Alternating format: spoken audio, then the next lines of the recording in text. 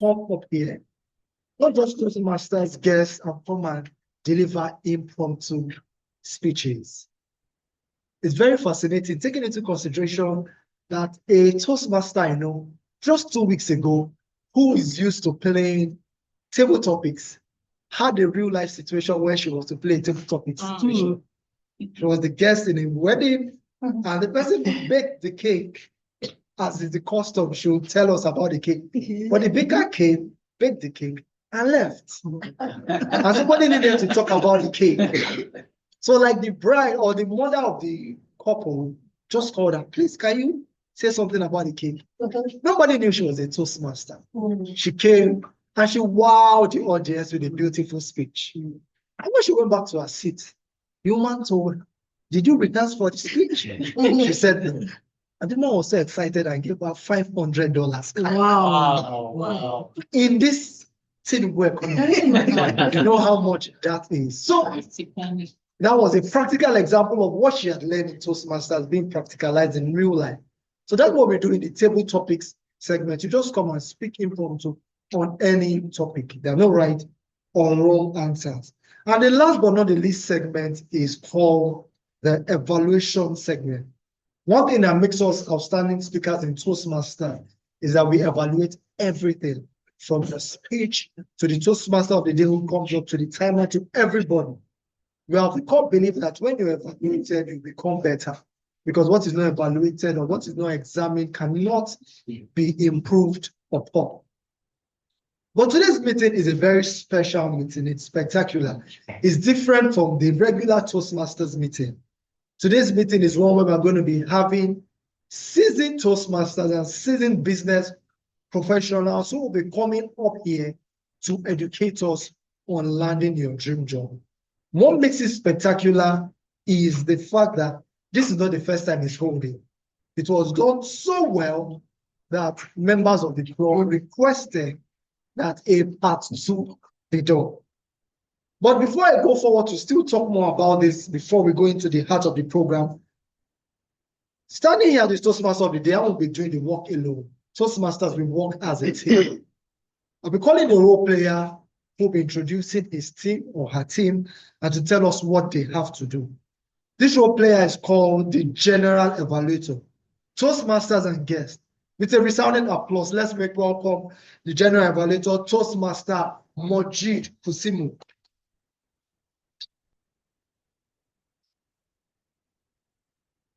Good evening, fellow Toastmasters and our guests. Good evening. Thank you, Toastmaster already, for the introduction.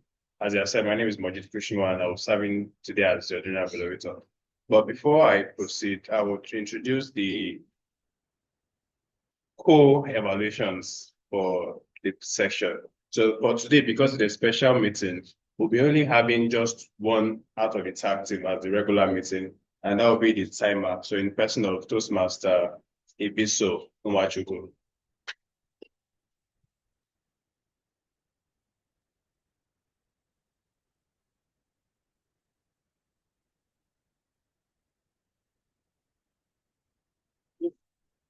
Good evening, Toastmasters. Good evening. Good evening. So as the timer and the sole member of the tag team, yay.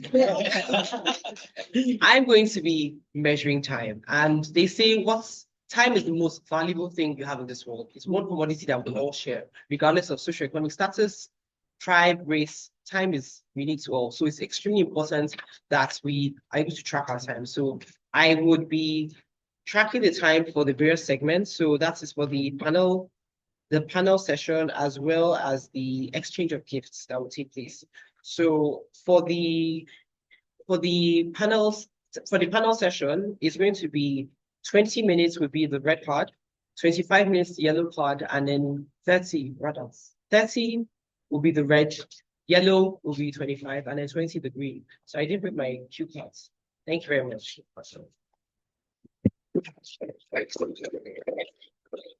You have another round of applause for the time appeal.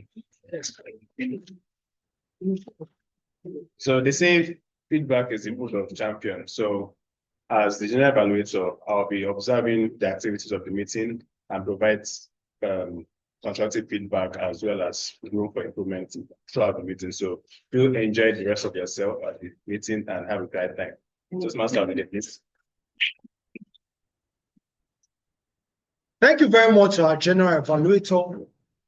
We're about to go into the heart of the meeting, and I want to request the Sergeant at Arms and his team to please help me set up for the panel. So today's theme is how to land your dream job. There are people who keep complaining that there are no jobs. There are people who are afraid of tech taking over their jobs. But is it not ironic that those who provide the jobs are stating the fact that there are still so many jobs, but people are not qualified for it? For instance, in AI, there's so much that AI is going to reject, it's going to remove so many jobs. But I read a report, I can't particularly remember the name, but it said that about 500,000 jobs will be taken up by AI, and about 800,000 jobs will be created. So there is always room for improvement. There's always room for more opportunities. But we need to know that a skill that was relevant yesterday might not be relevant today. Absolutely. And a skill that was a big deal 10 years ago may be the norm today. So imagine 30 years ago, if you were good in typewriting, you would have been hot cake. 2024, people will see you as strange to tell us that you are good in typewriting. We have a guest here. Please, what's your name? Ifeoluwa. Have you ever seen a typewriter? She doesn't even know what it is. She might not even know what a typewriter is. Because it more or less doesn't exist. It was a big deal then to know how to write in shorthand. Yeah. But what is shorthand today? So the world is fast evolving. And things are changing. And we must always evolve as the world is evolving so that we do not become obsolete. So that we do not become obsolete.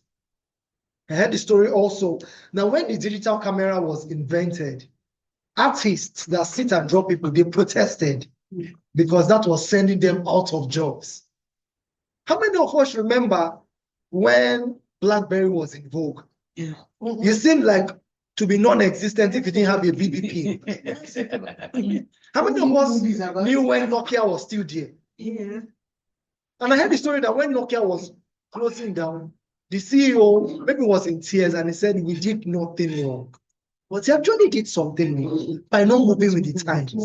Because the business world is non-sentimental.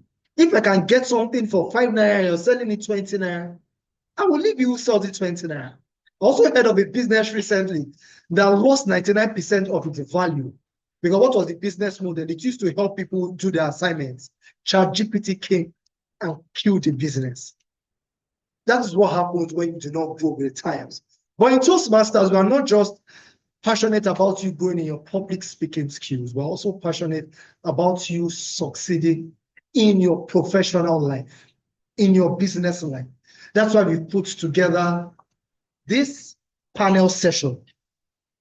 I'm not going to be handling this panel session. We have a seasoned Toastmaster who will be moderating this session.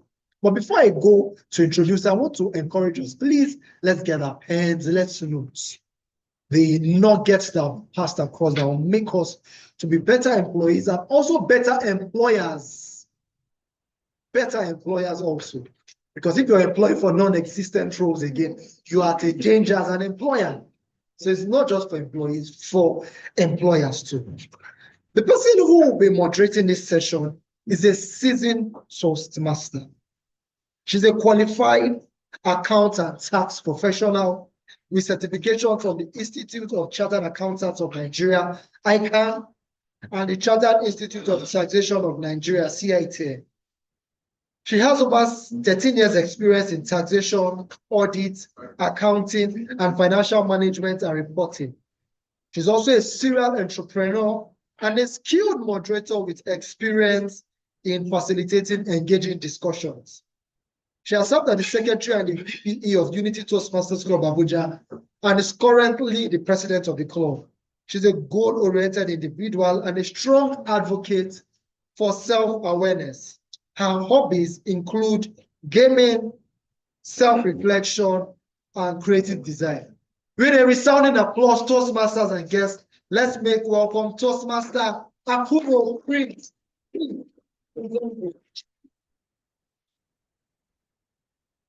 Oh, wow. What an opening speech the Toastmaster did. Felt as if the panel discussion has started already.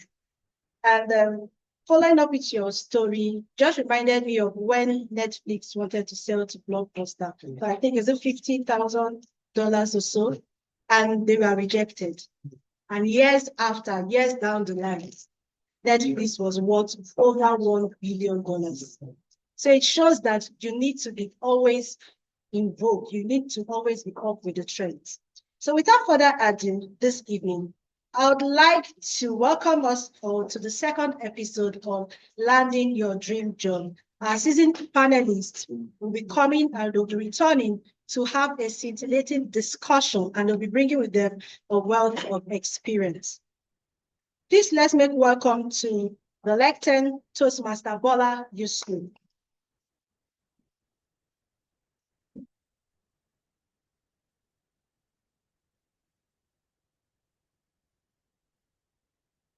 Mr. Bola Yusuf is an entrepreneur, a corporate service provider, and the founder of Work Better Africa, a prestigious human capital development and workplace transformation company. He is the Group Human Resources Manager of Africa's leading hospitality company and is currently the Area 8 Director in Division C. Please, another round of applause.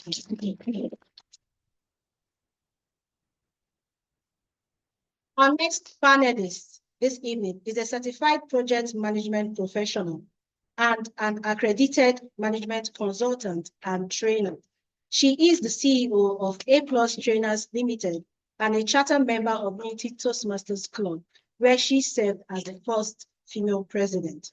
She has also held various leadership roles within Toastmasters, including area director and chairperson of District 94's Toastmasters 2024 conference, for which she received the Excellence in Service Award. Please let's make welcome to the lectern, the distinguished Toastmaster.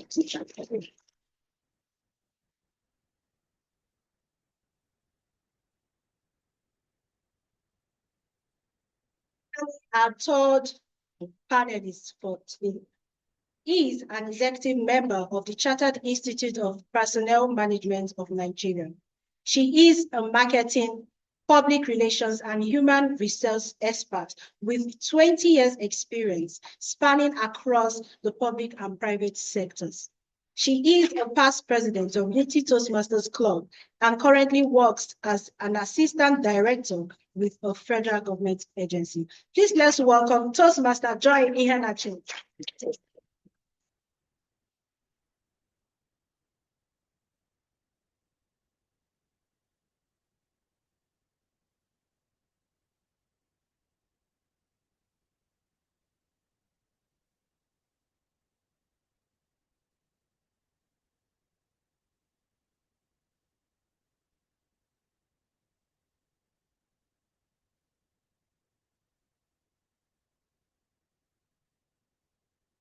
Good evening once again, our dear panelists. You're welcome. Master Bola, how does it feel to be seated between two institutions? I'll just see just keep going. Excuse me, guys. Just a recap on our last conversation. During the first episode of this panel discussion, we covered discussion around CV creation and personnel branding and work-life balance. And we discussed in detail the different CV types and formats and the importance of tailoring it to a job description. Right? We also talked about the essentials of ensuring you have a good or powerful personal brand, and also how to make sure you have harmony between work and life, and your personal life. So today, in the next couple of minutes, we will be discussing the strategies and specialized knowledge needed to boost one's confidence and give an edge in landing that dream job. And after which we will open up the floor for questions and contributions from our audience. But before we go further, can we find out what's this thing when we say my dream job? What is that? Distinguished Toastmaster Titi, please can you respond to that within a minute? What exactly is a dream job? Thank you very much. A dream job is the kind of job that someone deeply desires. Like you really desire that kind of job. It aligns with your values. It aligns with what you see yourself as in terms of when you start building your career path. It's that job that gives you fulfillment. That's your dream job. And dream jobs are different. Someone will say his dream job is to work in a law company, and someone else will say my dream job is to be a teacher. So it just depends. What you deeply desire aligns with your values, your interests. You prepare a career path with that kind of job, and you find it fulfilling. Ultimately, you wake up every morning, you're excited. You're right where you want to be. Yeah, So that's the dream job. fantastic. So, in your capacity as a trainer, what would you say are the most in-demand technical skills that are needed in the labor market right now? Oh, there's a couple. I know that now tech skills are in high demand, and now we have a whole lot of tech skills. And those days, for example, I was talking to someone in my car today about user experience. Saying now it has gone so big that people are not focusing on user experience as an area, as a niche. That before you see someone doing programming and it's controlling both the front end and the back end of an app. But now, if someone is just focusing on the front end and somebody else is focusing on the back end, there's a lot going on in tech anyway, and we need to be abreast of that. Cybersecurity, data science, well, it's big. There's a whole lot around that. And tech solutions that drive business. So, I would say that even in today's market, today's world, solution providers will be rated highly anywhere. And depends on what kind of solution you're providing. It could be tech-based solutions to drive revenue. It could be tech-based solutions to drive customer experience. People like that, yes, they're in high demand. And of course, you'll be talking about finance.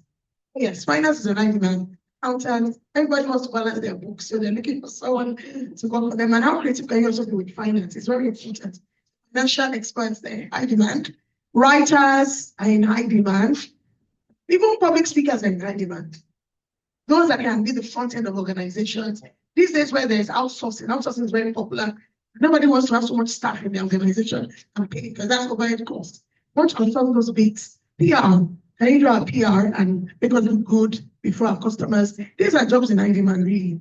Because businesses also want to make profit. They want to be visible in the market. And they need those that can help them to achieve it. So there's so many jobs, really. But I'll say at the end of the day, creatives, yes, being creative is key in this current market. Being a solution provider, critical thinking, strategic thinkers were needed. Project managers are needed. There's so many things going on, and who can help us just coordinate this thing and always put us out there and make us succeed? Project managers are in demand, and that's why you're seeing a lot of certifications now selling more than they used to sell before. Who can manage a project for us? International organizations are coming to Nigeria. They need local project managers, and they just need you to come on board. They need those that can drive conversations, as simple as that. So to just drive conversations for us and get data. There's so much. I can begin to talk about it here, but truly tech is top of the range. If you ask me, finance comes right after that. Even teachers now, yes, because we're in a learning economy, who can teach? Who can capacity building? And that depends on what kind of capacity building you do. You just start looking at those levels again. Which ones are in higher demand? And especially like globalization too. There's no boundaries. There are no boundaries anymore. People abroad want someone to teach their children where they're in the US because it's cheaper here to employ those services. So people are even coming to look in the local market for cheaper services. And that's really industry. Thank you very much. Thank you very much. So cyber security, tech solutions, and practically services that can be outsourced are highly in demand. Toastmaster Bola, please, what are some key performance indicators that one should focus on to demonstrate one's value to an employer or potential employee, potential employer, given the contribution that Titi just gave now? Okay. Thank you very much for inviting us again. As a speaker, when you are given the second chance, it means that two things. They want to see whether you do it the second time. You actually did it the first time. So thank you so much, Unity, for inviting us again. The KPI that we should look for. We have a lazy generation among our youth. In the last 1 month, I've interviewed over 150 candidates. And I see that people just come for interviews, just like coming to catch fun. They have no idea what the job looks like. They have no idea what does the company want. And you just see the advert, they apply, and not even expecting to be invited. But luckily, they get invited, and when they come, you ask them, what do you know about this job? Some of them are asked. Unfortunately, I think the way we grow up this part of the world, we're actually not taught that an interview session is like a business pitch session. Now, you are meeting each other for the first time. The employer does not know you. You don't know the employer. So that's the meaning that you have. It is your responsibility to sell yourself to the employer to be able to say, oh, let's give him a chance. So what are the KPIs? First and foremost, you must know what the job entails. Then what is the culture of the organization? You must have an idea of what the organization stands for. Get familiar. I interviewed someone and he said, for the past 5 years, I've been praying to God for me to work with the organization. And when he said that, then my first question was, what do you know about our organization? He said, rubbish. Absolutely nothing. So our youth today, it is a big challenge. People don't do research, people don't store. We spend almost our time on Facebook and so on and so forth. So I really want to talk about KPI. I want anybody I want to employ first to be able to say things about our organization, what it entails. And also, I was listening to Elon Musk, and the question was asked that when you interview people, what do you ask for? And he said, just start with them. What have you done before? What have you done before? Today, people don't, let me use Toastmasters as an example. You know, we look at it as a voluntary organization, but what we learn in Toastmasters can make you a career.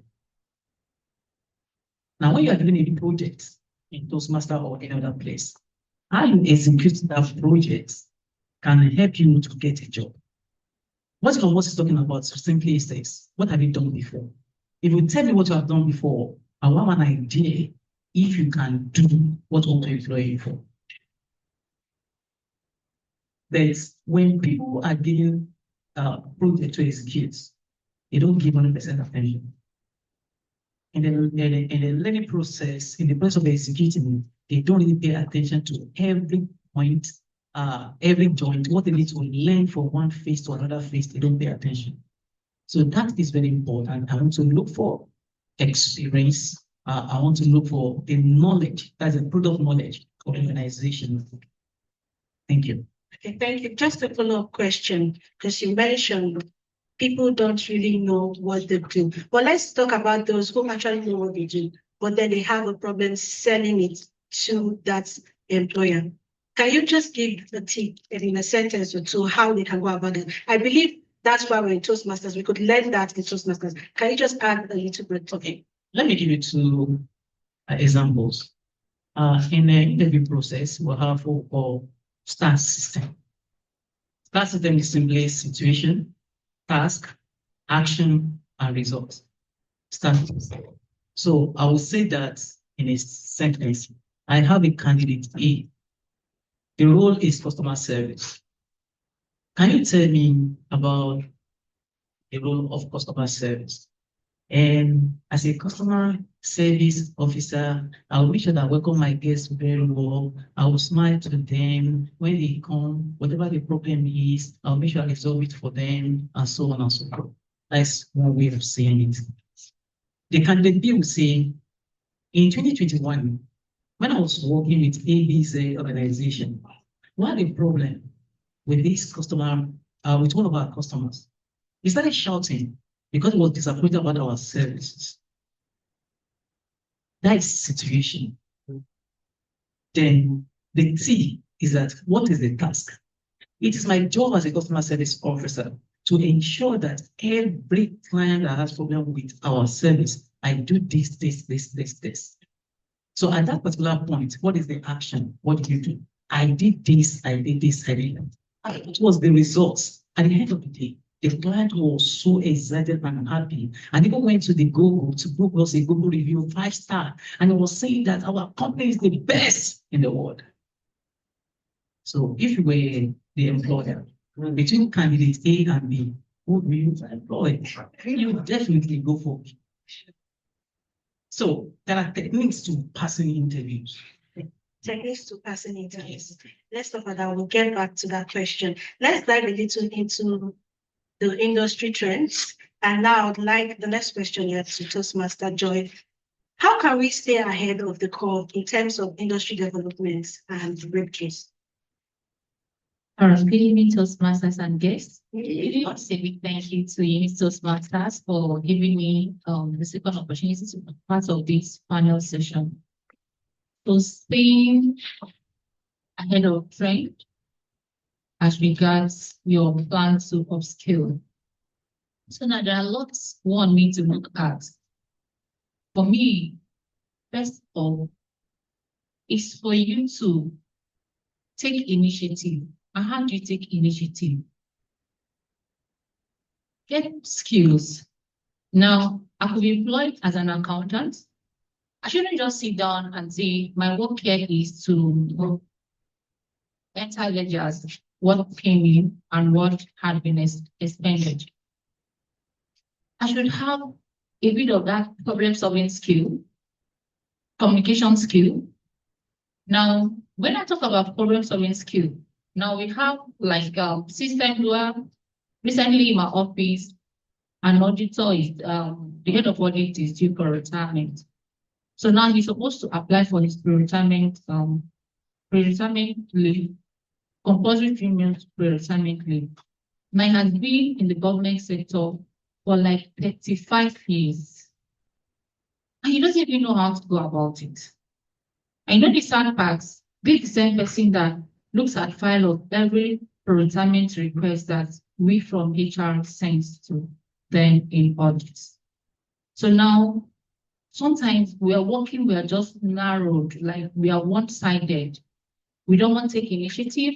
We don't want to, probably have interaction with colleagues, find out what's been happening in their own various units and sessions.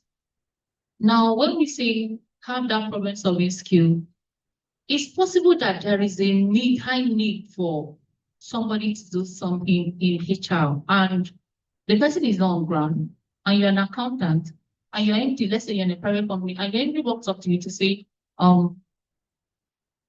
please sincerely, can you quickly help me put this together? And you go, so I'm sorry I can't do it. You've lost an opportunity. Yeah. How about if it goes, please sincerely, can you quickly help me do the same? All right, sir, just give me like 10-15 minutes. I'll be done with it and get back to you. You may not do it as perfect as the person who handles that role does it, but your boss will be glad that he have a staff who is not only concerned about his or her bit, but can also fill up gap when the need arises. Because what that means is that you put yourself in a very high pedestal before your boss. Opportunities come up for training. Now he's looking at between Peace in Zeribe and Gloria Yusuf. Who should I send for this training? Now if you're looking at value, why should I put in money to train Peace in Zeribe? Now it's because the time I had this need, Peace in Zeribe was able to meet this need for our company. Now we didn't have to lose that opportunity because the staff who would handle it wasn't on track. So for that, you've just created a niche for yourself. Okay, let me come in there, right? Because I see that the part of your response is moving towards career transition, the importance of having soft skills and all of that. So let's look at practical challenges right? We've discussed the technical skills that you need and strategies. Let's look at some challenges that we face. And I have this case study that is on career transition. I think it links towards your response and you could add some more to that. Jane is a marketing professional with 5 years of experience. She's looking to transition into a human resource role, but lacks the direct experience. What strategies would you recommend Jane use to increase her chances of landing a human resource job? And how can she effectively communicate her transferable skills to potential employer? Like you see, it's seamless. This moderator is just setting me up. I'm sure she's trying to find out how did I transit from being a marketing professional to HR professional. So it's very simple. Now, like when Tito Joe was explaining what a dream job is, you already know what you want as an individual. You have a goal. As the year is coming to an end now, everybody's said here is already planning. These are things I want to achieve in 2025. You're looking at the goals you set for 2024, the ones that may not be relevant any longer that you're putting aside, and then the ones that you want to achieve in 2025, the ones you want to add to your board or to your list, and the ones you want to take out. So for an existing marketing professional or an executive who want to transition to HR professionalism, it's very simple. Take professional courses, have a mentor in the industry, have conversation with those who have passed through that path. Several cases I've had to call Toastmaster apology, right? So now, because when I was taking up a training with the hospitality sector, I know he's very versatile in that area. So even if I'm a HR professional, I know him having handled a lot of hospitality industry or sector. He will know best how to go about it. Okay. So at that point, you shouldn't be shy to ask questions. Ask questions. Find out, have a mentor in that field. Have as much conversation as you can.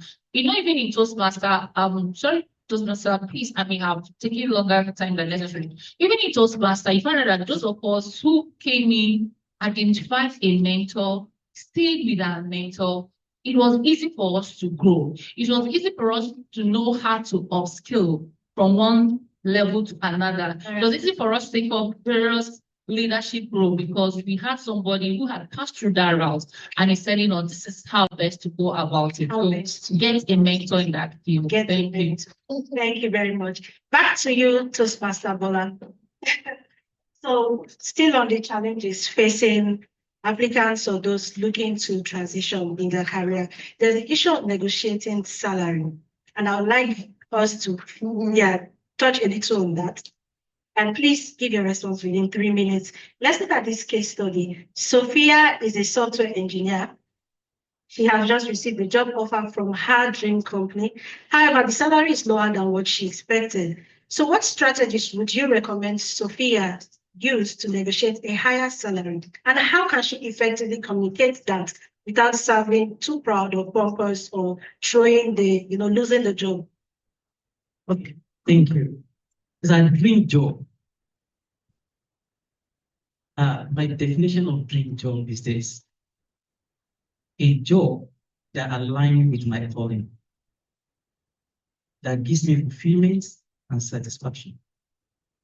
Not about what I take home. Unfortunately, the kind of environment we find ourselves, the dream job to so many people is how much do I get at the end of the month? Yes. Now, if you are negotiating salary, I heard a lot of candidates saying, the economy is hard, my transportation, my this, my that, I need to live a comfortable life. It's not anybody's business. Business is tough. It's all about value. What value are you going to bring to the table? Now, if you are telling me that in your previous job, you introduced a policy that tripled the revenue of the company within 60 days. You took the company from 100 million revenue to 200 million. And I'm asking you to pay me $1 million per month. You know, I just your seat as an employer. We don't say, can you do it again? Unfortunately, our youth don't do that. Rather, they would say you why they must end that amount as if it's an entitlement. So what I always advise every professional, don't propose salary as a need. Propose it based on the values that you're going to bring to the system. I went for an interview, my current job. Let me give you this scenario. Maybe we learn from stories. Sure. I went for my research before going for the job. And I was told that current position, I knew the salary were paying the person before getting there. Why they disengaged that person? I got a balance story. So I knew that there was a big problem in the organization. So when I got there at the course of my interview, I focused on solutions to that problem.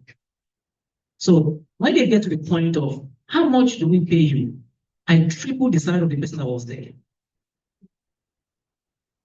So they look around. They said it's too high.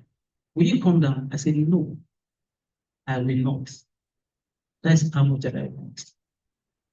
So an interview that took 40 minutes, it was like a seminar because I came prepared for the solution to their problem. So at the end of the day, they said, we'll get back to you. They had several meetings with me. I did not back down. And at the end of the day, they paid me. So I always tell, it's easy to negotiate salary if you are a value-driven person, not about money. Some people will say, oh, this is my worth in the market. This is my worth in the market. There's nothing like that. Your worth is the value you're bringing to this particular organization. What can you do? How can you transform the organization? So when we approach our employers based on the value we're going to give the organization, they will always listen. The business world is about give and take. If you are ready to give, definitely you are ready to take. All right. Thank you very much. Thank you so much. Distinguished Toastmaster Titi. I have a case study question for you, but I feel the need based on the contributions from Toastmaster Bola to ask you this question on leveraging industry events. So from your experience, you just shared the District 94 Toastmasters Conference, which was recorded as the best conference, right? And I attended that event and I had an amazing time. But I believe that there's more to having an amazing time at such events. So how then can one leverage industry events and trade shows to network and learn or get new opportunities? Thank you for that question. I've had to do a training for some women as well on this, where you see these SMEs, they say, just go for trade fairs and nothing comes out of it. And I ask the question, how prepared were you first? So one thing is, you go for this event. Now, I see the mistake many people make. They just want to be everywhere. They end up being nowhere at the end of the day. You might be at an event and only one person. There's only one person you're going to speak to there. And the benefits you're going to get from that one person, you'll be shocked.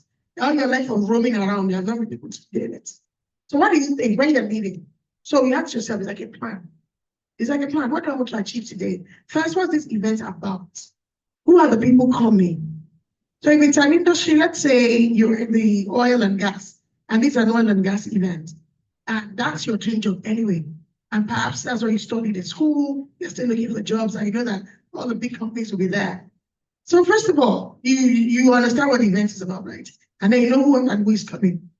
You have to sharpen your skills, your interpersonal communication skills, because you need to talk to somebody. And while you're talking, also how you present yourself is key. You're not just landing and saying, I need a job. The person doesn't look at you. Meaningful conversations. And along the way, begin to know about the organization. In fact, some of the things you want to take away will be the person's card. So you can go back to their website. Some of those websites have job openings there, advertise them there. And if you never got that name together person's card, you never know what it is. You could ask questions about, well, what's going on in your company right now? Of course, if you're also aware of what's going on in the polity, you listen to the news, you can bring that as a point of conversation. That currently you heard that so is going on in oil and gas fields. So what are you doing about that in terms of getting the kind of hands that you need there? That could be a conversation. If someone will tell you, yeah, indeed, we're looking for young people that will take on this, and just heard that, right? They're looking for young people, and there I am, looking for a job there. So you also need to learn to have conversations, meaningful conversations that can bring out the things you need to know. It's a skill, and we need to get it right. So the events you go for, find out what the events are about. If it's something that is related to what you want to do, yes, attend those events. No, be able to, let's call it strategic positioning, strategic identification of people you need to start talking to, because you can't talk to everybody. Careful observation, body language, all of that there. And then, of course, if possible, you can make your own personal card. You don't have a job yet, right? So you can make your own personal card. It depends on the image you have about yourself. Put your name on it, Titi Ojo, and write some things, critical thinking, or whatever. Call yourself whatever you want to on the card. Put your email and phone number. You're talking to this person, you're exchanging the card. You're collecting their own and saying, let's keep in touch. And who knows, that conversation could just go from there. It's a great conversation. Oh, that's important. I think for all these events, many people will go and come back and nothing, but great people that are able to have great conversations. You see what they come up with. They're able to get more connections. They're able to exchange ideas. They're able to just understand what's going on in that field. They get information they need and they follow it. Thank you very much. So great conversation. I think we have spoken for so long and we have touched different areas. And I would like to open up the floor now to the audience if we have any questions or contributions to what has been discussed so far.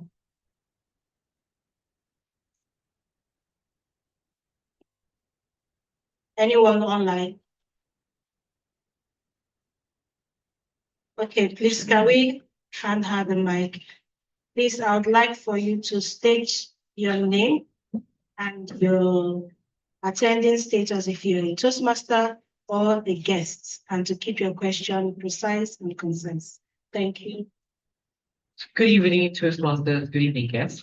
Good evening. I'm Toastmaster Ibisu, and I'm directing my question to Toastmaster Bola.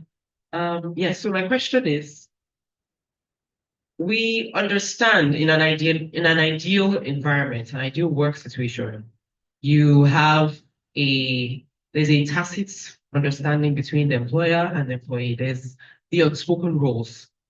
But I'm being mindful of being overly negative.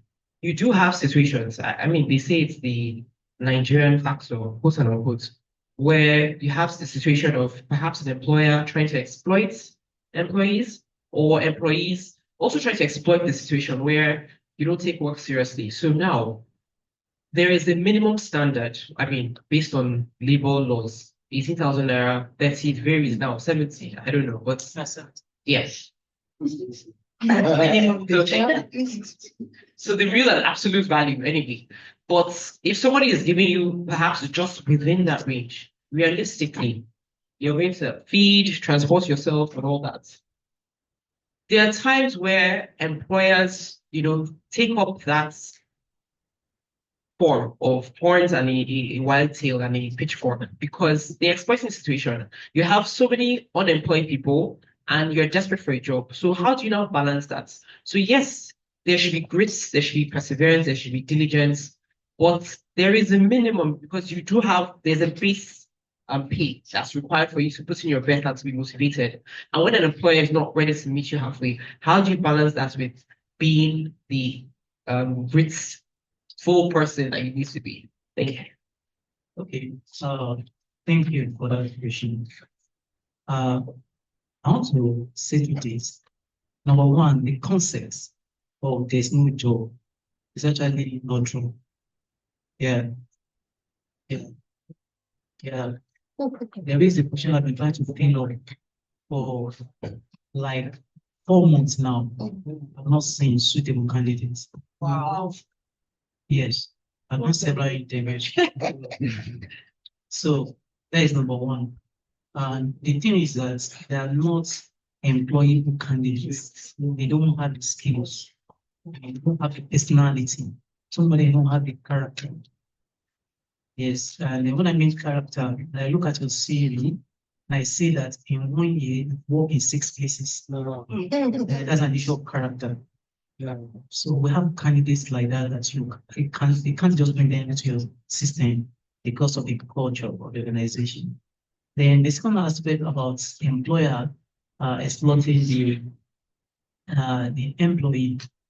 They say if you do more than what you are paid for, you will end up earning more than what you do, right? Am I correct? That's how you see it, right? Okay. Yeah. Now, let me say it this way. By next year, I'll be launching an organization that will be called Savannah Workforce. And what I'll be doing mostly is to organize corporate retreats, organizations, management, staff, and all that. How did I come about that? I was given a task of organizing corporate retreats for my organization. I have about 7 expatriates with about 25 management team members. And I did that successfully well. No dime was paid for it. And actually, the company that was supposed to organize that retreat for us, they lost about 5 million. Wow. And they just looked at it, Bola can do this thing. Give it to Bola to do. And I did, and the company was happy. But the experience during that process is mine for life. And on that experience, I'm setting up a company next year that will give me millions more than what the company will have paid. This is how I see it. Now, I always advise employees that if you are giving your best and you are not being rewarded accordingly, don't stop. Keep giving. Keep building yourself. Yeah. If you don't, school lose at the end of the day. I'm sorry to cut in, but for how long do you keep giving? Now, let me tell you this now. You will get to a point that if you don't get rewarded, then you move. You will now find an employer that will pay you your worth. That is exactly what happened to me. I was in the health sector. I was managing a hospital in this Abuja. It was so hectic for me. Wasn't too good for my health. And I was giving my best. But the man just felt like I want to keep Bola forever. So his strategy was that don't increase his salary, but anything he needs, give him. My car broke down. The same day he gave me an official car. I needed to do something. They say, oh, Bola, go to account. Any amount you want, collect it. But by the time you get to that point as an employee, you are in trouble because you have received so much favor from your employer that it becomes difficult for you to leave. So my employer didn't reward me well. So when I left, they employed 3 people to handle my position. Wow. So it's important to make yourself invaluable. So even if you're not appreciated there, and then when you leave there, they get to see your impact. Thank you very much. Okay, yes. Do we have another question here? Please. We're going to take both questions and then we'll have you respond. So let's have the 2 questions. Okay.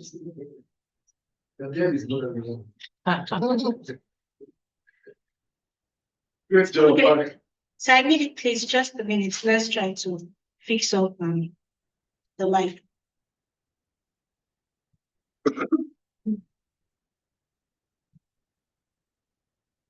Why? We're waiting for him. In fact, Let me speak to Toastmaster Yusuf's question. So just like what Toastmaster Bola Yusuf has submitted. So recently my son, who is in 100 level in university, his school is matter, right? His secondary school now invited him to take up a side job, taking SS2 and year 9, that's the exam classes, maths, physics, and chemistry.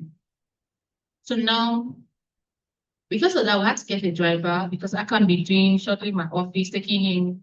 He has to go Mondays, Wednesdays, and Fridays. So we got a driver who had to wait for him at his school. Then when he's done with his classes for those days, he now moved down to school. So he started last month, and then he was paid 50,000.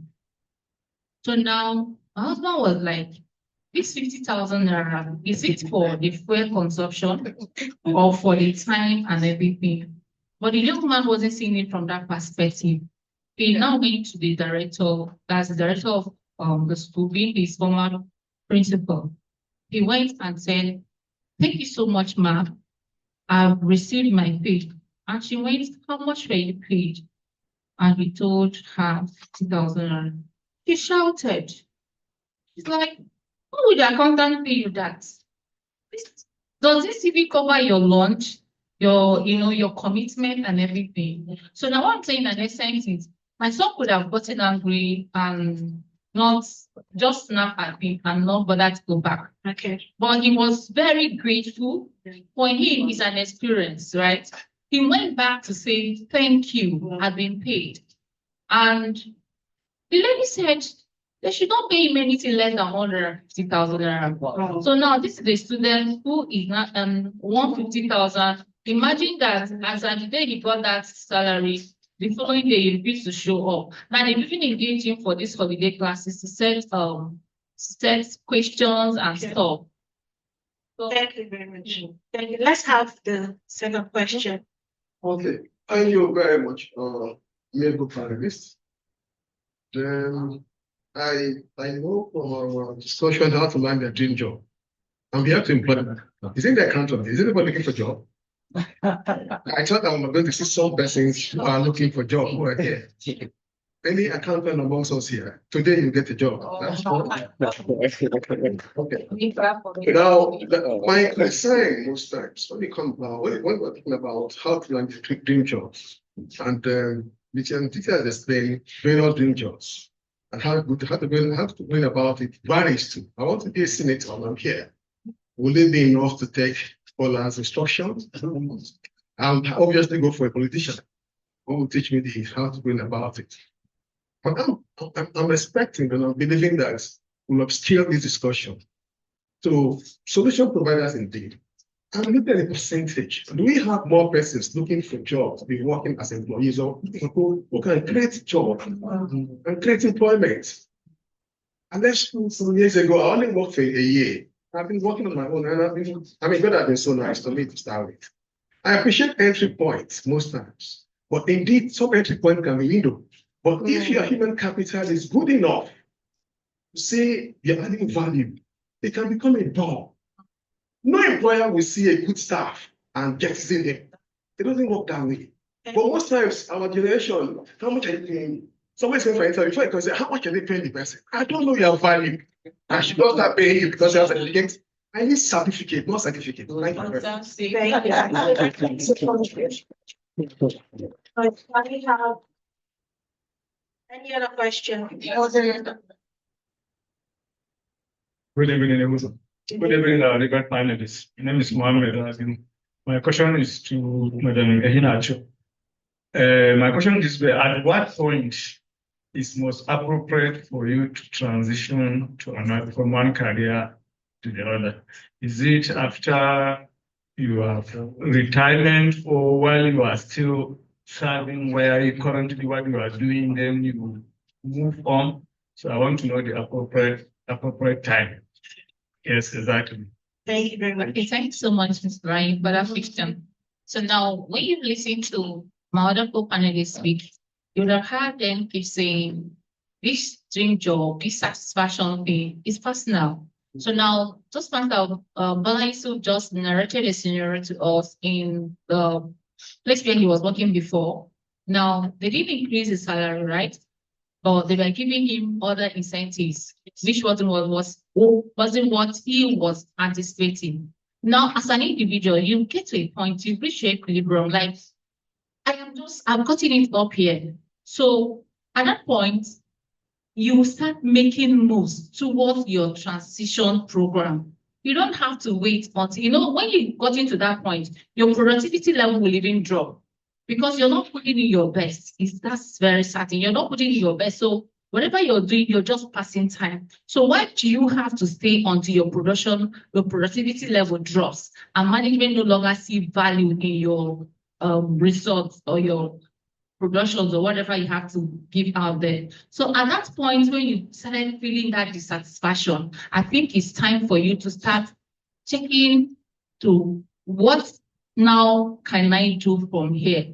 And when you've identified what you want to do next, and then you start asking questions, you start checking online, you start getting courses, asking for feedback, like who and who had gone through this route before?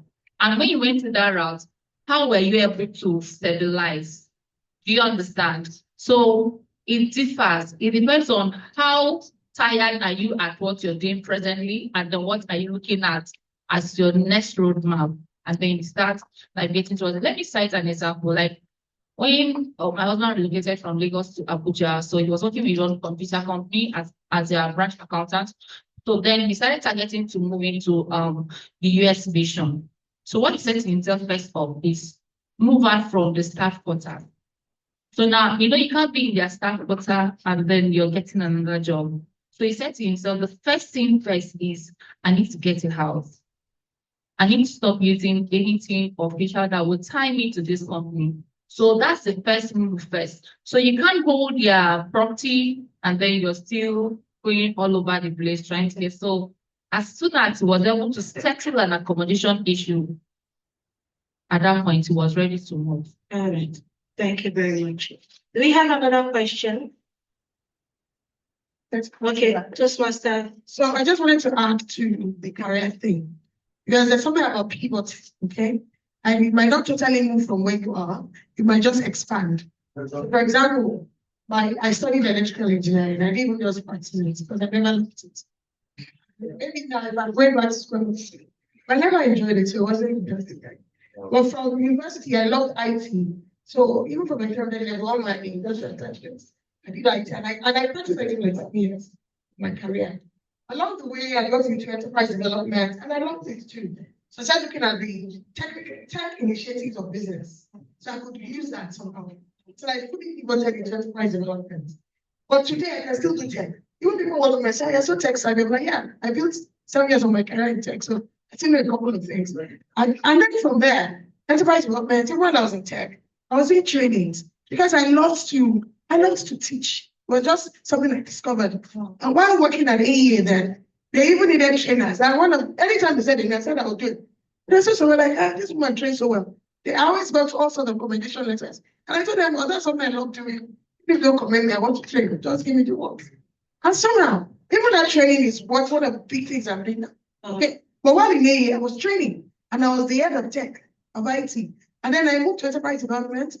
There was a day we were to get a new manager for enterprise development services, and we were advertising it. My ND called the ED. She was out of the country. She said, "Why we even advertise? City should move to enterprise development." Because all the while she's been, even as a tech, the manager of tech, she's been doing so much with businesses. A lot of our clients want her to be their coach or their advisor. Because I've also built that skill.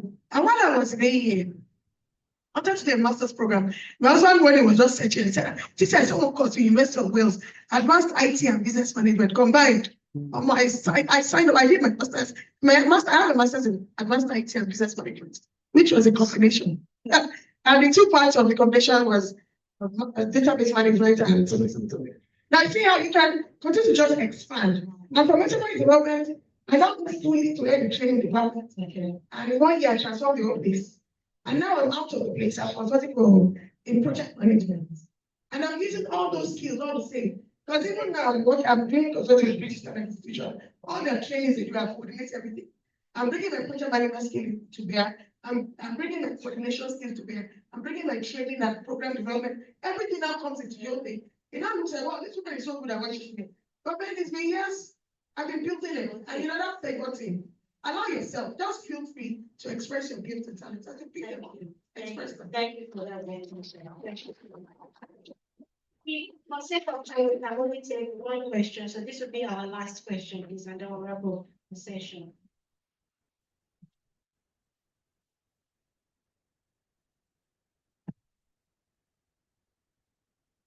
Good evening, Toastmasters and guests. Apologies, I've been unavailable, absent for a while, but I've been following online. I want to appreciate our panel for doing a good job. Honestly, mine is not like a question, but I'm just wondering. From experience, I think it is more difficult to get workers than more difficult to get jobs. Honestly, I've been an employer of labor for the past 10 years. And honestly, at a point when we say a company here, I have to even say, see, I don't even look for BSc or I don't look at that. Just go. What do you do? What can you do? Do it for me. Take laptop. Do it. I'm okay. And it has worked for me.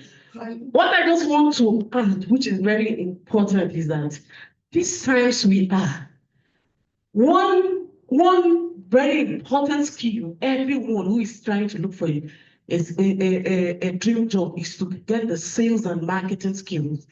Very important. You must be able to sell yourself first. That's all we look for. When you come in, I want to see how you sell yourself. But you cannot sell yourself, you can't sell my company. There is nobody will do away, like I said, just see someone that will have a common to the company. So if you want to be very valuable, learn sales. We do training too. We do training and work with a lot of creatives. When we teach during our training, there is a segment for how you can now sell the skills. So beyond the learning, you are able to sell the skills. So let's stop looking for how to package and package and package. Learn how to sell yourself. Learn personal branding, and the rest, you will be a hot and in demand value. Thank you. Thank you very much.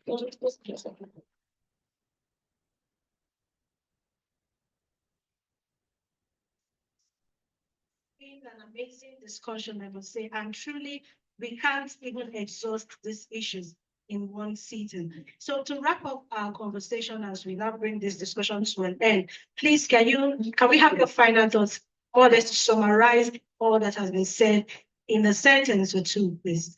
Okay, what I'll say is, the topic has been landing your dream job, but really, ultimately, it's about you. Yes. Really, it's about you. Because if you not saw yourself, you probably get that dream job. People that don't know half of what you know are getting this job, or they don't know how to get about it. So they're even telling us, okay, we had a BSI training this last week, and Dr. Mike Pitts was saying there was one part of the project they did in Kenya. The guy was a PhD. Man, the guy was just messing up now. One guy that was just on school leave came and got the thing. Said, I said you can do the job. So something is about you. Okay, even while you're waiting, develop yourself, build all the skills necessary. You'll be surprised that the doors will open. Yes. Thank you very much. Yeah, thank you. I think my final thought on this is that whatever you do, whether you work for a private institution or a public institution, be the CEO of whatever you do. That is where I put it. Be in charge of whatever you do. Jobs will come and go, but your experience, the skills you develop, will be part of it forever. So whatever you do, be in charge, be the CEO of your profession. Thank you. Thank you very much. All right, thank you. So for my final thoughts, what am I in Toastmasters? A lot of people would have heard my story, how I stumbled on the Jewish phenomenon. Reason basically being that I want to learn and know why the Jewish people excel. And then the author went on to say, because if you follow the Jewish people closely, you find out that they excel in every single thing that they do, be it trade, be it commerce, be it vocation, be it skill, everything they excel. And what did the author say? Have verbal confidence, just like what you said. So if you have verbal confidence, you'll be able to sell anything. You'll be able to sell yourself, you'll be able to sell your ideas, you'll be able to sell your skill, you'll be able to sell yourself to that dream job and to those dream clients or prospects. So it boils down to having verbal confidence. And if you're here, you're not yet rolled in for Toastmasters International, is an opportunity for you to jump in and become a member of Toastmasters International, because it has really helped me a great deal. I can actually sell anything. Thank you. So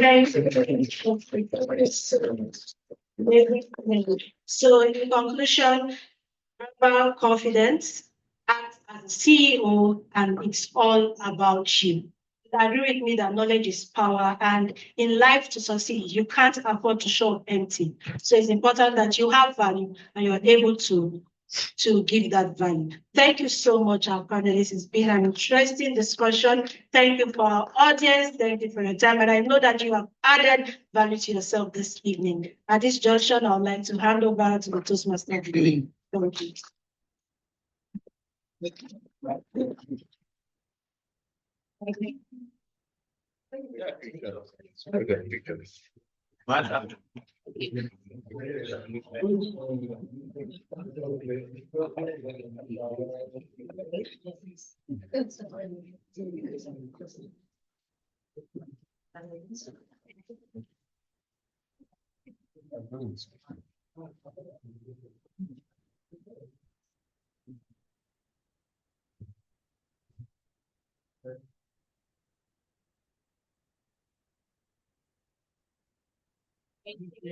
you very much.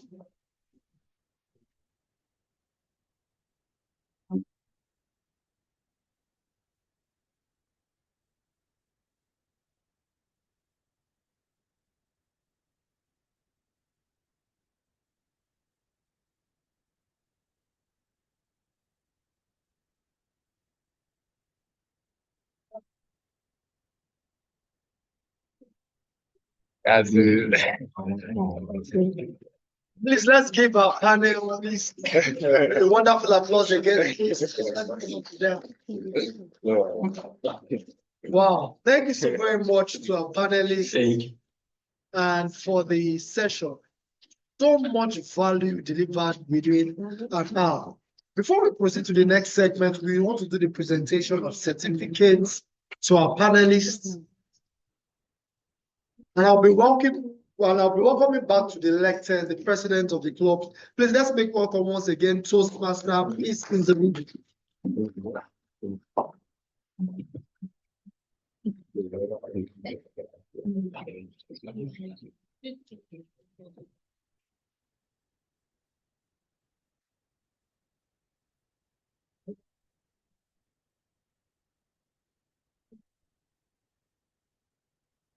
But, I'll be calling out the first panelist, Toastmaster Joy Acho.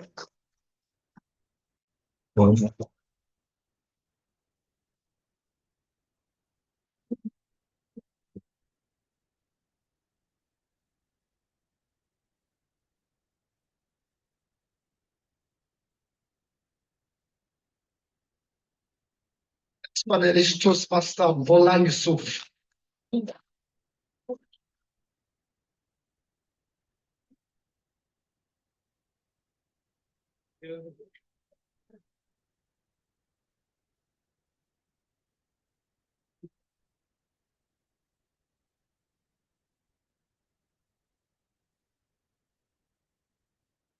And the last but not the least, DTM Titi Ojo.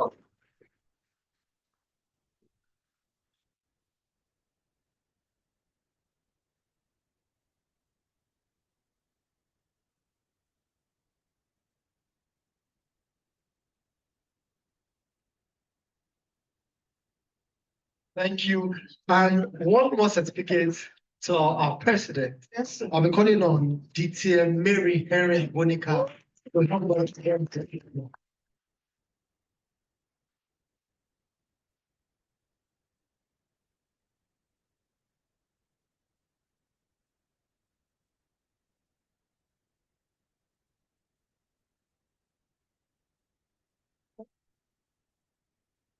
Thank you very much.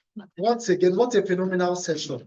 I want to bring out some of the things that really stood out for me before we go to the next session. DTM Titi Ojo said something. What constitutes your dream job or a dream job is different from one person to the other. So your dream job is personal to you. You must know your non-negotiables when desiring to get a dream job. That stood out for me. Toastmaster Bola Yusuf talked about understanding the work culture, the workplace culture, understanding even what the job is about. Because you cannot be hired in a place that you know nothing about. People do not hire you because they like you. They hire you because they want to see value And the day you stop becoming valuable is the day you're shown the exit door. Yeah. Exit door. So many times you hardly see starting selling their best players. It's very rare. It's very rare. So you have to be a person of value. For Toastmaster Joy Ehenacho, something she said that stood out for me when you're transitioning from one career to the other. One, take professional courses. Two, have mentors.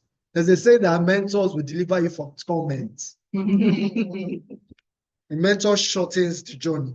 And also have conversations with people in the sector you're transitioning to.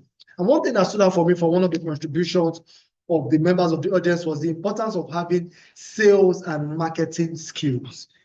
No good product sells itself. The name given to the most known books is called what? Bestsellers, not called best written. So no matter how good you are, how much value you have, it's your ability to market yourself that matters. That's why you see some people who necessarily do not have so much technical expertise, but have the ability to wow people, have the ability to magnify the little things they do. They get over and above others who may have everything. And one thing you should know is that nobody will market yourself better than you. Nobody will market yourself better than you. Please let's give our panelists an applause once again.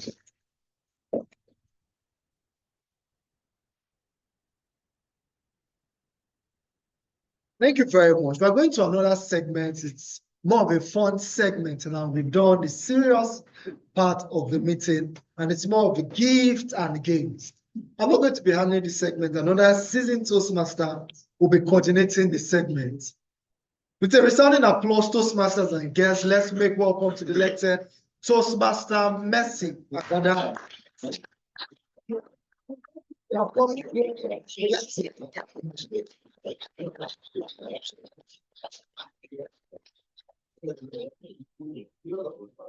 Good evening, distinguished Toastmasters, fellow Toastmasters and guests. Evening. Oh, wow. Good evening, distinguished Toastmasters and guests. Good evening. I'm sure you'll be wondering if this is my CV. It might be my CV I've prepared. Okay, so welcome to an exciting segment, which is the game and gifting segment. And before we comment that segment, I'm going to pass this envelope. Please, you have goodies here today. As I pass this, just pick and keep it to yourself. I'm going to tell what we're going to do with it afterwards. Don't be scared. It's going to be exciting. You might not know, you might gain a job or a thank you. You never know. So I'm going to pass this. I'm going to start from the Toastmaster of the day. And please, once it gets to you, pick and pass it around. But before, so while that is going on, I'm going to invite Toastmaster Amana. He's going to give us a beautiful musical segment for us to have an enjoying time. Thank you. Thank you.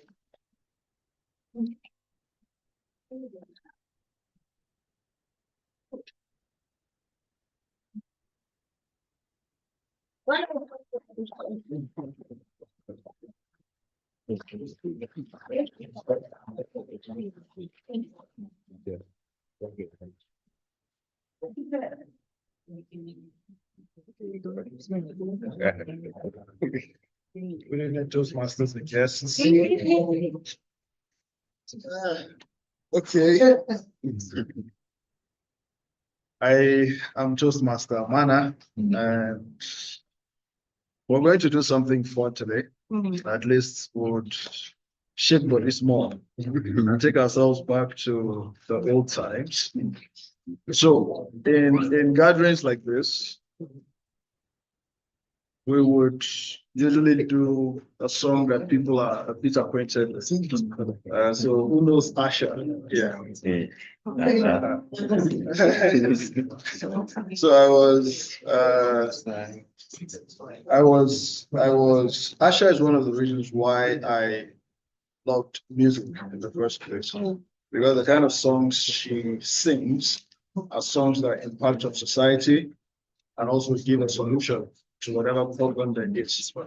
So can I get someone that would help me up here if you have a musical voice? Well, how do you mean it? We'll do Jayla and we'll do Fire on the Mountain. Okay. Yeah.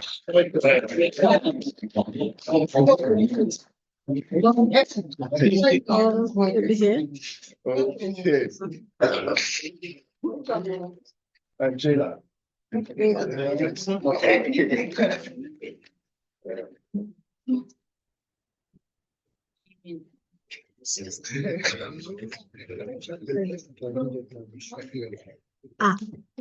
Then you'll pardon me, my head is aching. So I won't be able to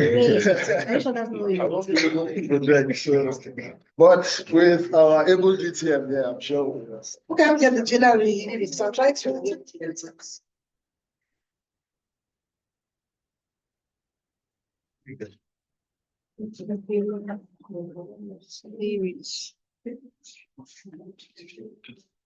I think I've.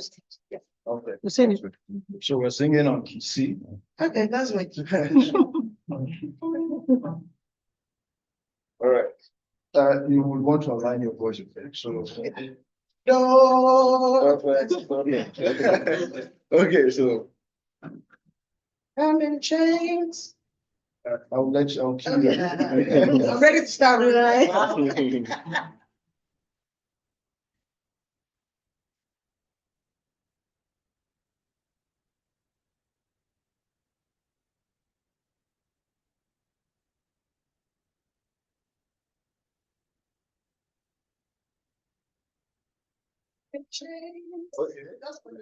But I don't know how to write out that thing. Why you feel like I don't know. Yes, I get it. Okay, so we'll start again.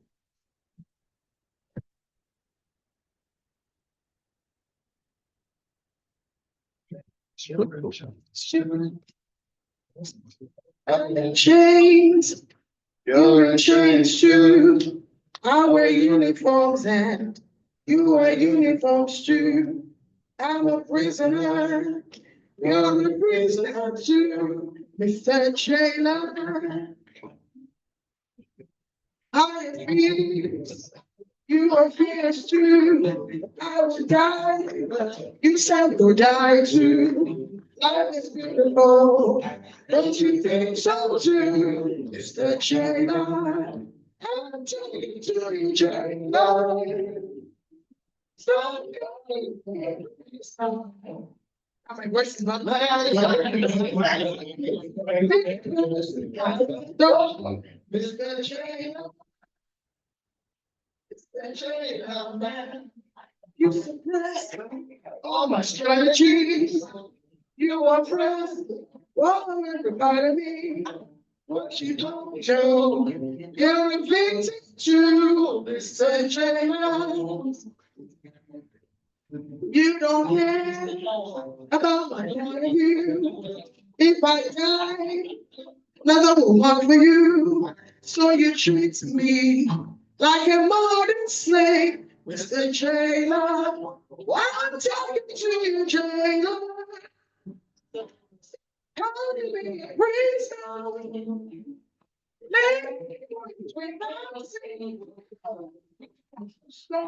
Mr. Trailer. Mr. Trailer. If you're walking in the marketplace, just don't.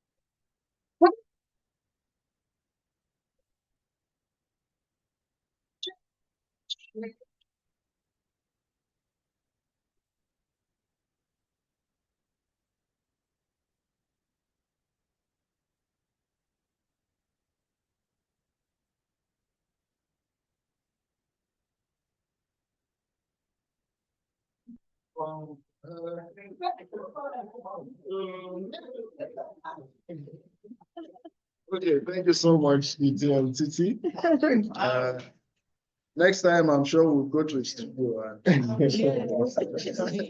Okay, so it's good. I think we should do something together still. Still from Asha. There's the song 360 Degrees. I don't know if you know it. That one that says Okay. yeah, so we can do the chorus at least, even if you don't know the lyrics, we can do the chorus. I'll be waiting. Yes. So it's not hard. So I'll just play and then you join me, all right? Okay. So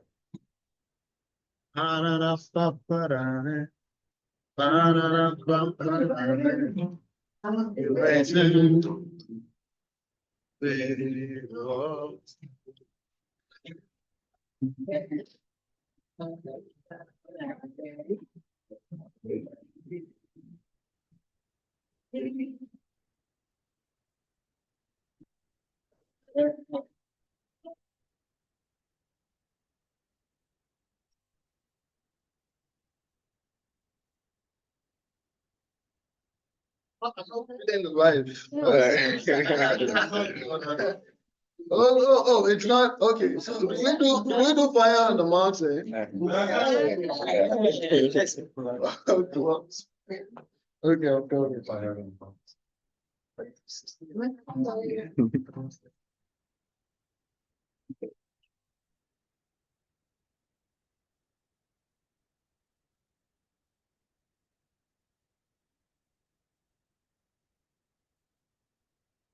There is fire on the mountain, and nobody seems to be around.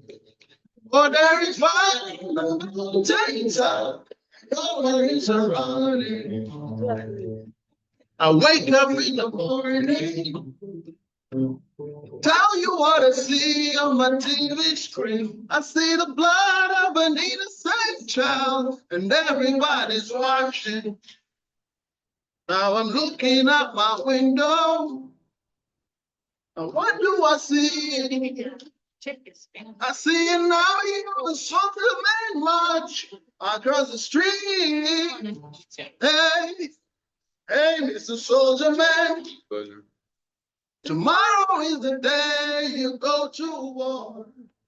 And you are fighting for another man's cause. And you don't even know him. I thought you were singing with me. All right, so what did he say to make you so blind to your conscience and reason? Could it be love for your country or for the gun you've been killing? Now this is the chorus. Don't let me down. So there is fire on the mountain. Nobody seems to be around. Oh, that is fire on the mountain. And nobody's around me. Out my window, and what do I see? I see an army of a soldier men march across the street. Oh, so little Lucy turned 16.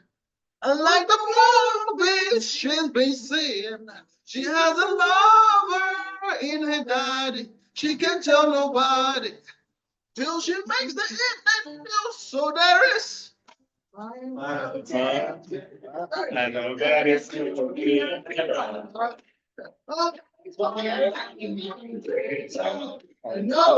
around. All right.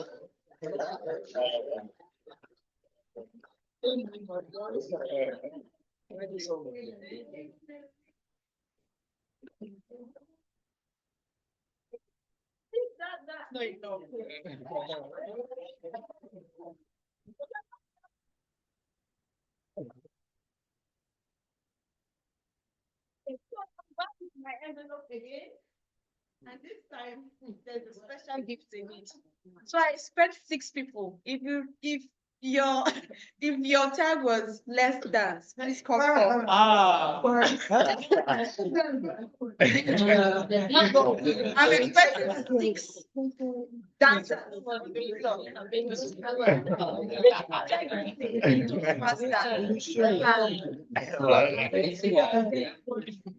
Okay, don't worry. Open up this. Open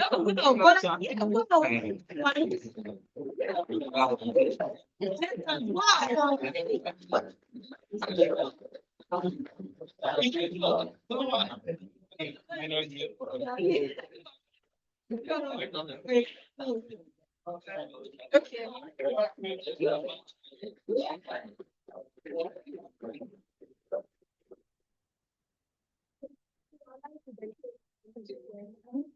Well,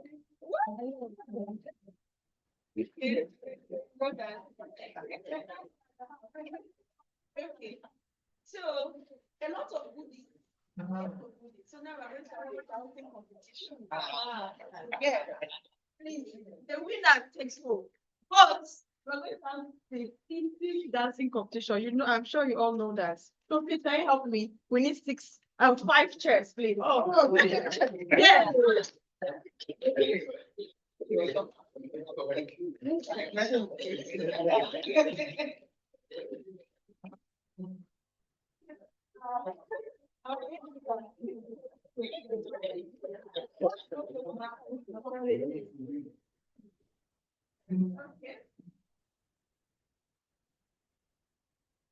We need a winner today. DJ. I'll give it that. Are you ready for us? Okay. So please don't fall.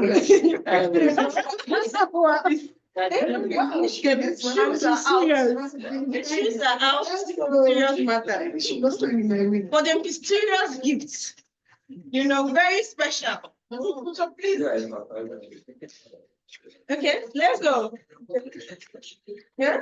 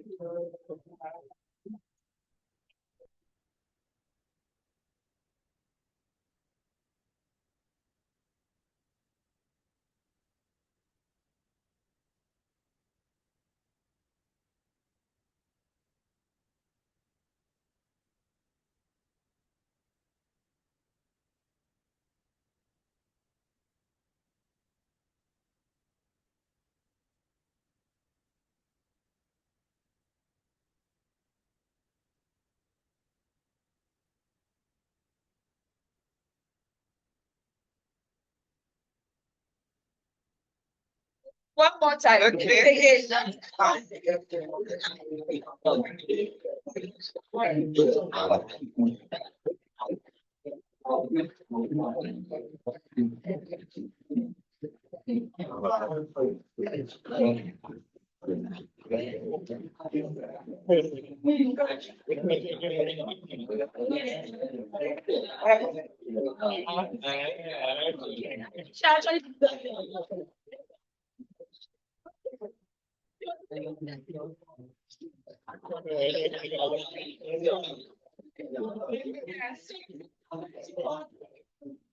On our place, I just want to know what's in here. It's very special. I don't want to review it. Should I review it? I should review it. Oh, let me. I don't know what it means. I still don't. Okay. There's still no revelation. Yes. Okay. So I'm going to call on the TNTT to present gift to our winner.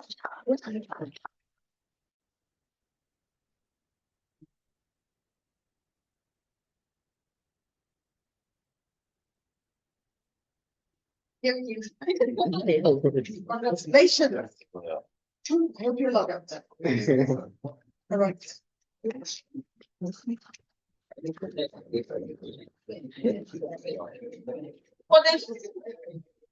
Thank you very much.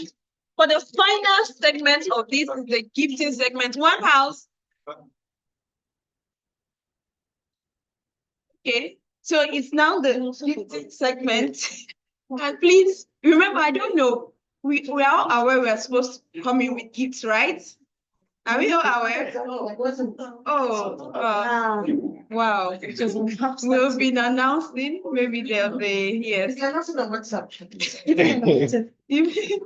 Okay. So how we are going to do this is if you bring a gift, you get a gift. Yeah. So I'm going to call. Oh, great. So you're joining the. Yes. Oh, fantastic. Sorry.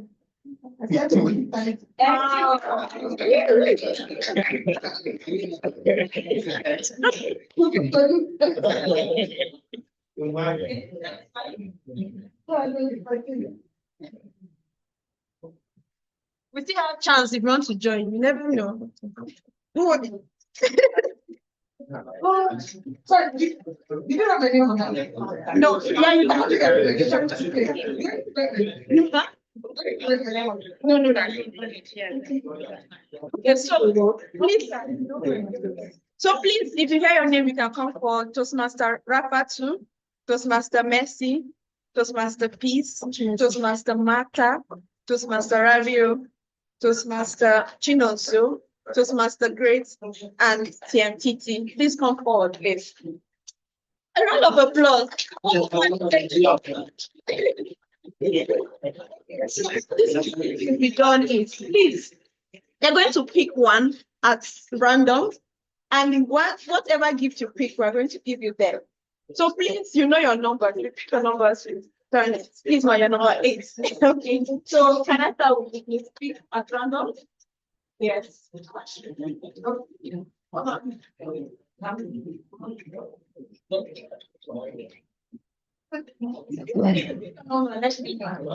pick your number. No.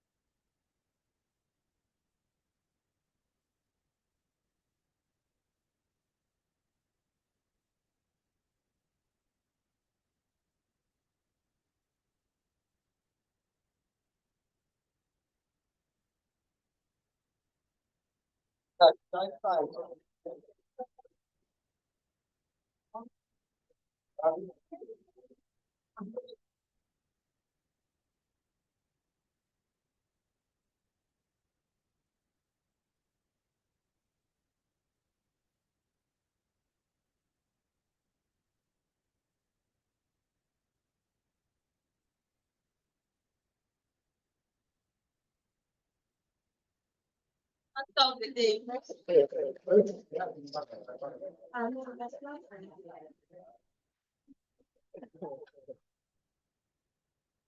give it up for our games master. I was telling you, this has been one of the most first title masters I don't make these statements lightly. I'm not making a statement lightly. It has been so value plus fun put together in one meeting. It is that very phenomenal. Thank you so very much, Toastmaster Messi, for anchoring the games and gift exchange segment so excitingly. So we're going towards the end of our program, and I'm going to be calling upstage now the general evaluator to work alongside the staff team to give us the report for the meeting. So let's make welcome Toastmaster Moji. Toastmaster Moji, please let's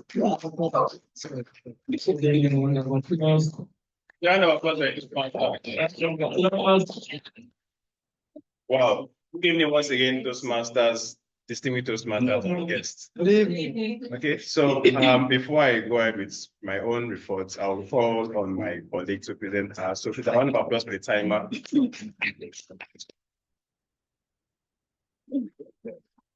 One more time, round of applause.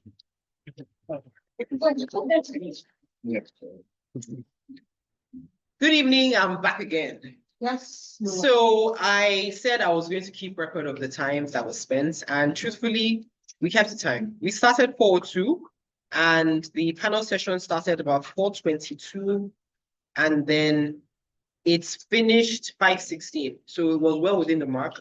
The time for the cutoff was 5:20, so there was 4 minutes to spare.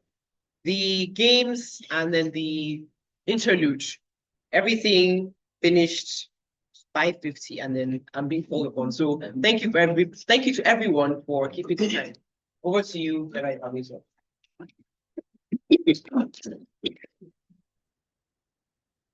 Thank you, Madam Timer. Okay, so let's see. Decided that I'm started the meeting very warmly at 4:03 p.m. I understand the key role player was not available. There's a slight delay in time. So I would suggest that the role player decisions be made at least 10 to 15 minutes before the meeting time so as to avoid that interruption. But again, I must still commend the club for being able to manage it, because if you agree with me, 3 minutes is still a reasonable time for being able to manage that situation. So having said that, there was a good transition from the Secretary Adams to the President, and who did a very good job in introducing Toastmasters to the audience and further increasing the energy in the room. Then came up the Toastmaster of the day. Please, a round of applause for the Toastmasters.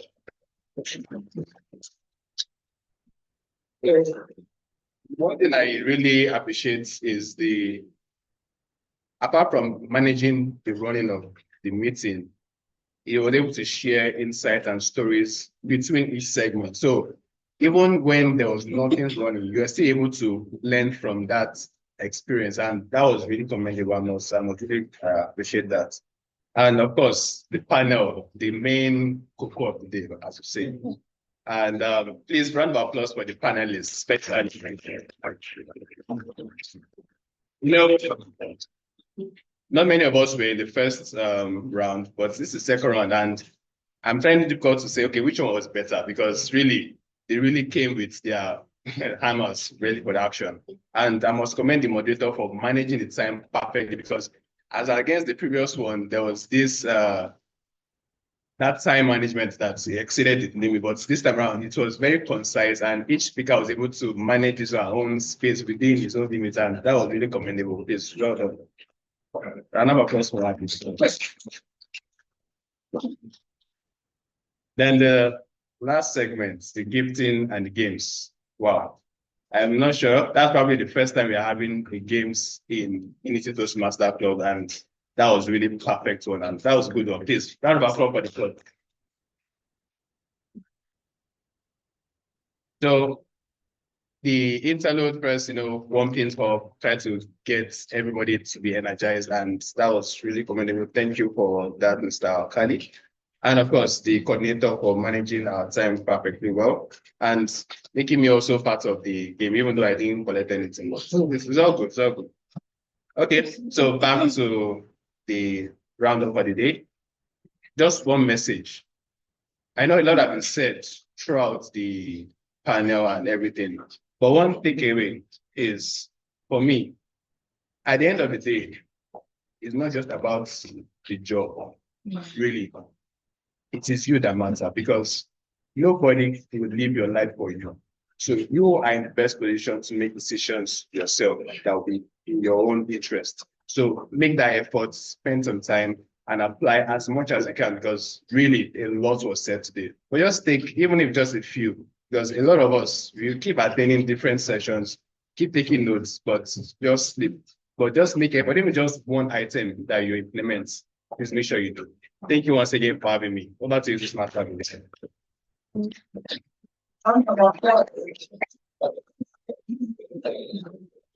Thank you so very much, our general evaluator. Thank you so very much to every member and guest in Unity Toastmasters meeting for today. Today's session has been remarkable. The value of time is dependent on how much or how well you utilize it. Some people spend time while some people invest time.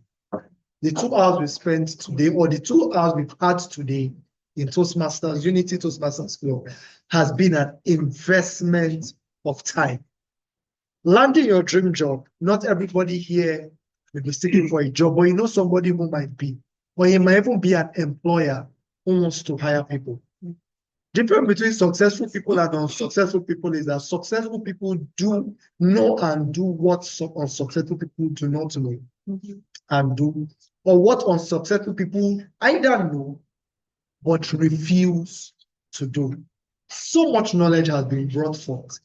Let us take action. I'm grateful to the leadership of Premier Club of the North for giving me the privilege to act as Toastmaster of the Day. And I look forward to much more opportunities to play roles. At this point in time, I'll be handing over the lectern back to the president of the club. Over to you, Toastmaster. Please, inspiration.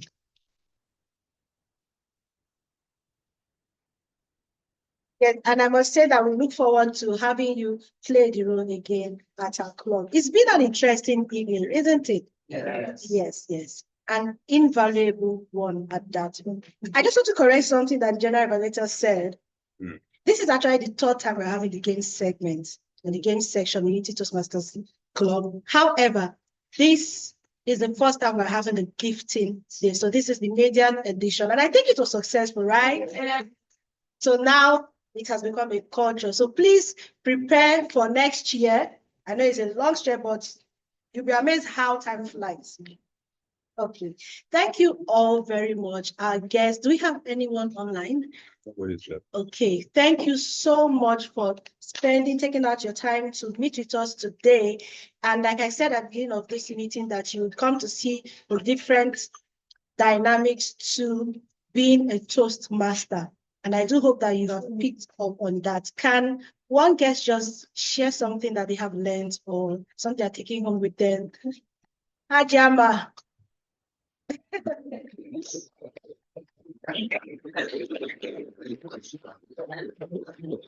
No, thank you.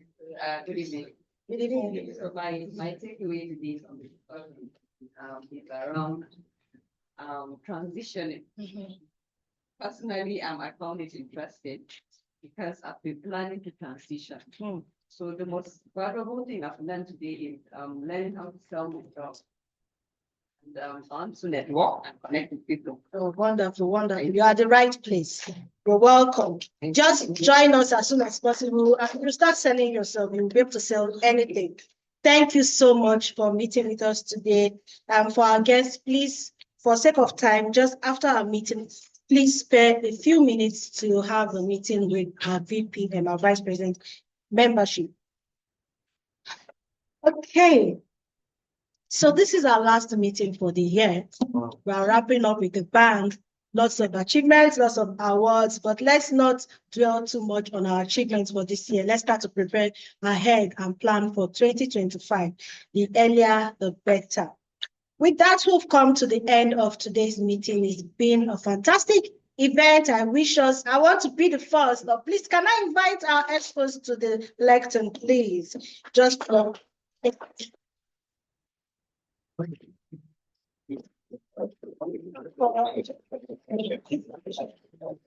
Madam Wag, please keep the Wag.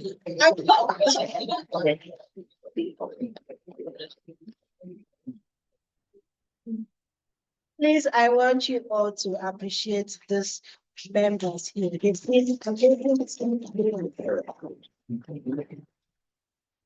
selfless commitment to their job function has been simply amazing, considering the fact that they are not being paid, right? And they are Toastmasters just like you, but they are committed even to their responsibilities.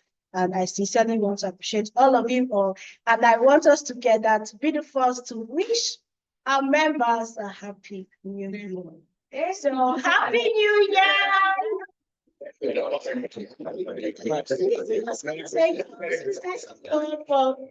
So yes, thank you.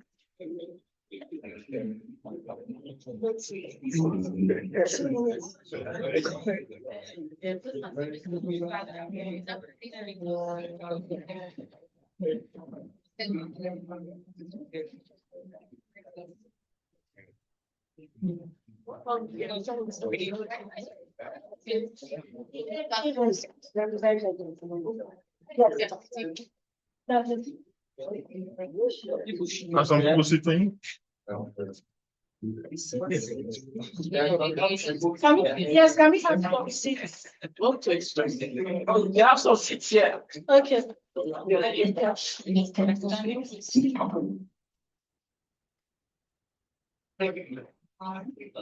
Can we have more seats?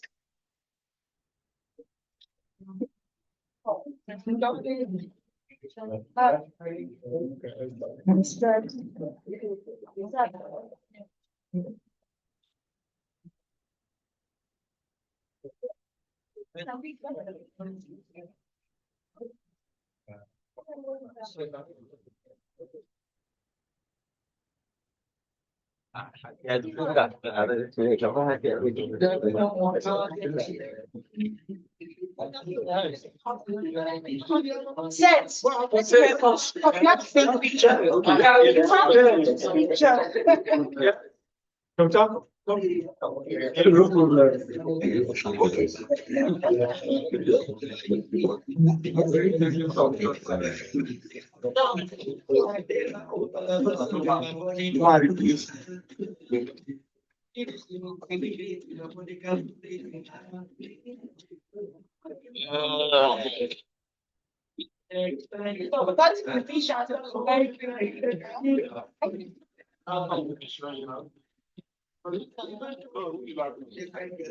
Is it fine?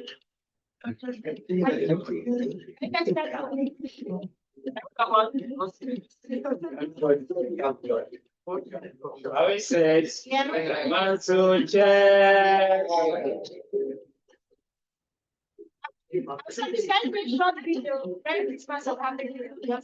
Okay.